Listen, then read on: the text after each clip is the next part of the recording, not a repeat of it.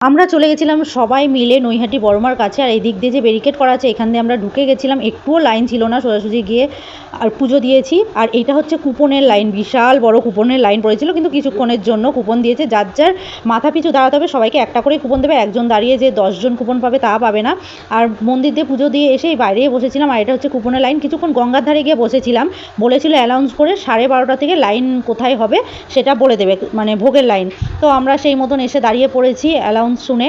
আর এখানে মানে এত সুন্দর পরিষেবা, মানে কি বলবো। এই ভোগের জন্য কিন্তু ওনারা 1 পয়সাও নেননি। আর এবার খাওয়ার আগেই মায়ের জয়ধ্বনি দেবে,